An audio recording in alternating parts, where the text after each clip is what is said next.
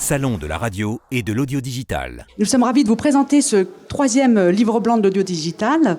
Donc c'est un travail réalisé dans le cadre de la commission audio digital que je co-anime avec Xavier Fillol, qui n'est pas loin, ici présent, que nous co-éditons depuis maintenant quelques années avec l'IAB France. L'idée, c'est qu'il y a 10 ans, un certain nombre d'acteurs de l'audio digital, à savoir les plateformes de streaming audio, Deezer, Spotify et les web radios, telles que Radionomie, rebaptisée entre-temps Target Spot, ou Énergie Globale, sont partis sur l'audio digital et se sont aperçus que, comme Kautar le disait dans la précédente table ronde, qu'on avait besoin d'éléments de langage communs, d'un travail de pédagogie, et c'est ce travail qui a donné lieu au premier livre blanc.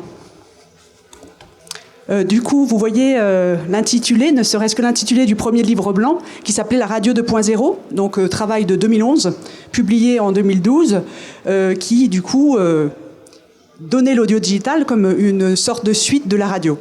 En 2015, nous avons travaillé et sorti en 2016 le deuxième livre blanc de l'audio digital, avec déjà un certain nombre d'acteurs supplémentaires qui se sont mis dans ce média.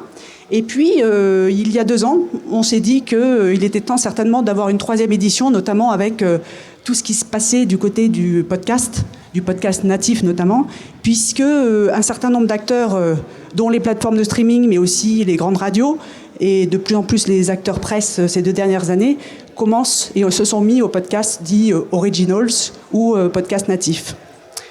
Voilà la genèse de la réédition de ce livre blanc.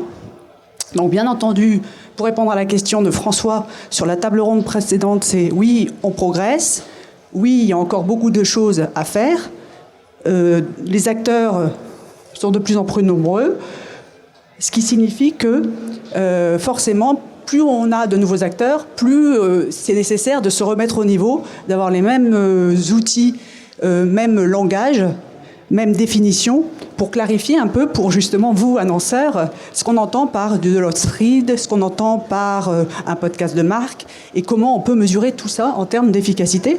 Parce que bien entendu, que ce soit côté annonceur, que ce soit côté agence ou que ce soit côté régie publicitaire, on a tous le même objectif, c'est de pouvoir vous accompagner au mieux pour faire émerger votre marque.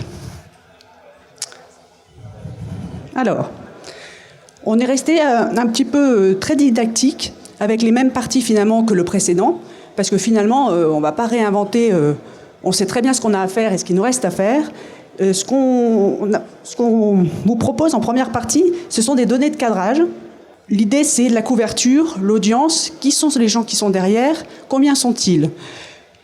On a un certain nombre d'initiatives qui ont été créées, notamment un communiqué de presse commun entre Médiamétrie et Le Geste, qui permet 2 fois par an de dire aujourd'hui, il y a près de 40 millions d'individus qui vont sur un site de radio et ou de musique écouter un contenu audio. Ça donne la quantité, c'est bien, mais c'est pas suffisant. Donc une belle étude qui est arrivée en tout début d'année dernière, on attend la 2e édition, c'est Global Audio, qui permet justement de commencer à réunir un petit peu les données qu'on peut avoir d'un côté de la 126 000 radios, pardon. Lapsus révélateur. C'est mon souhait d'avoir peut-être une étude un peu plus globale, qui permet justement de dire aujourd'hui quels sont les usages sur les radios, quels sont les usages sur les radios par rapport aux usages sur les plateformes de streaming, par rapport aux usages sur les podcasts. Les podcasts, et vous le voyez dans ce schéma, on identifie d'une part les podcasts replay, d'autre part les podcasts natifs. Donc la réponse à la question combien sont-ils, c'est 22% aujourd'hui de gens qui écoutent un podcast, majoritairement encore du podcast dit replay, et les gens qui écoutent du podcast natif, ce sont 6,6% de la population française. Source début d'année dernière, certainement un usage qui va être mesuré incessamment sous peu, qui aura certainement grandi par rapport à la richesse de l'offre de contenu qui s'est quand même plus que améliorée. Donc, on commence à savoir livre audio, exact. Il y a de plus en plus de livres audio. C'est un usage qui est aussi mesuré. La quantité, le reach, la couverture, l'audience, c'est intéressant. Néanmoins, on sait très bien, Kautar et Sébastien l'ont dit sur la table ronde précédemment, que derrière un auditeur, il y a aussi un profil d'auditeur. C'est un profil encore assez typé, l'auditeur de podcast, qui est plutôt urbain, plutôt CSP+, et qui a ses insights. Voilà, il est sportif, passionné de voyage, cinéphile, hédoniste. C'est pas encore le français lambda qu'on peut trouver finalement dans les grands médias que sont la télé, la radio. Donc c'est un profil typé qui révèle aussi que c'est un usage qui est encore naissant et un profil qui va certainement évoluer dans les années à venir. La deuxième partie, c'est un travail qu'on a mené. On a essayé de continuer le travail initié sur le deuxième livre blanc, de cartographier un petit peu les acteurs. On a 3 cartographies cette année, et c'est vrai que c'est pas un travail simple. Et je pense que je me mets à la place des marques, à la place des annonceurs, savoir finalement qui fait quoi, quelle est la promesse d'Acast, quelle est la promesse d'un Bababam, quelle est la promesse d'un Binge Audio, Nouvelles Écoutes, comment se positionnent des régies comme Target Spot, comme Deezer. C'est pas évident. Donc on a essayé de clarifier un petit peu qui était finalement éditeur, producteur, quels étaient les acteurs qui étaient hébergeurs, quels étaient les acteurs qui étaient régies. On se rend compte que si c'est pas évident, c'est qu'un certain nombre d'acteurs sont positionnés aussi sur toute la chaîne de valeur. Et c'est le travail, et j'espère qu'on a réussi un petit peu à clarifier les choses. Comme nous l'avons mis en introduction, le but, c'est pas d'être exhaustif, hein. Vous ne trouverez pas l'intégralité des acteurs, sachant que c'est un environnement qui bouge énormément, avec des nouveaux acteurs tous les jours, hein. Vous l'avez vu, avec des gens qui se positionnent sur l'audio. On a vu l'Express, la semaine dernière, annoncer qu'il devenait aussi un support écoutable en audio. Donc, c'est pas possible de l'exhaustivité. L'idée, c'était vraiment d'essayer de dresser une cartographie qui nous permet à tous peut-être d'avancer dans notre réflexion. La partie 3, c'est une partie justement cas pratique.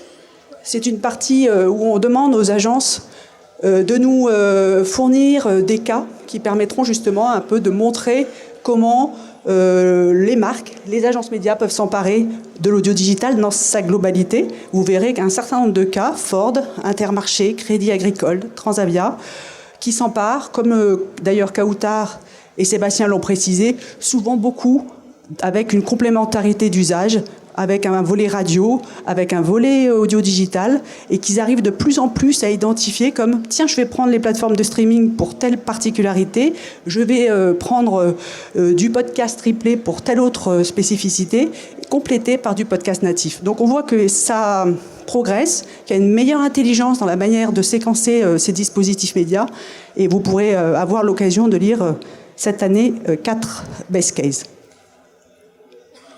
La partie 4 s'attache à préciser les spécificités des modes d'achat de l'audio digital.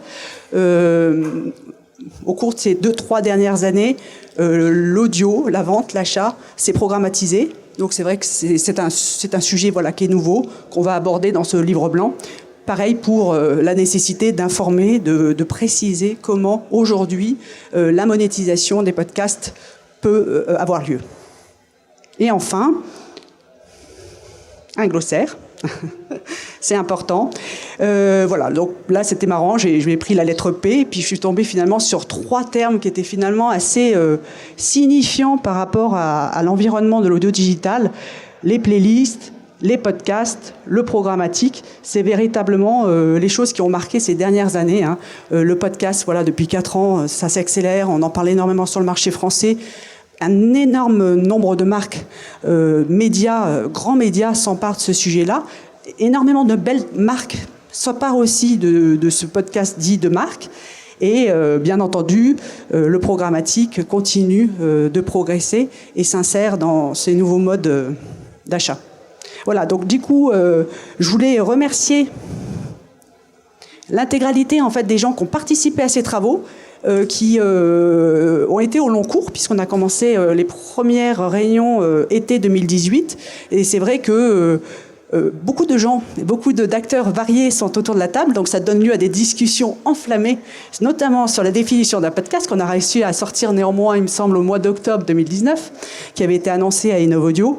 Donc c'est vrai qu'une fois que Radio France, Europe 1, RTL, Deezer, Target Spot, Binge Audio se sont mis d'accord sur oui, le podcast c'est bien ça, c'est une bonne chose de fait. Ça permet vraiment de clarifier. Et je pense que d'ailleurs on a produit cette définition et qu'un certain nombre de marchés à l'étranger sont arrivés aux mêmes conclusions que oui, le podcast, étymologiquement parlant, au début c'était un terme technique qui du coup s'apparentait à un podcast de replay, dit de téléchargement.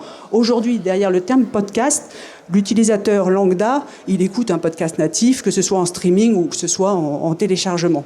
Peu lui importe. Donc j'espère que ces travaux vont pouvoir faire avancer la monétisation, nos travaux aussi sur le contenu. Et merci beaucoup à tous ceux qui ont participé. Comme vous voyez, ils ont été nombreux. Un certain nombre de belles entreprises. Et donc merci à tous et bonne lecture. Le salon de la radio et de l'audio digital. 3 jours pour découvrir toutes les nouveautés qui rythment l'ensemble du marché de la radio.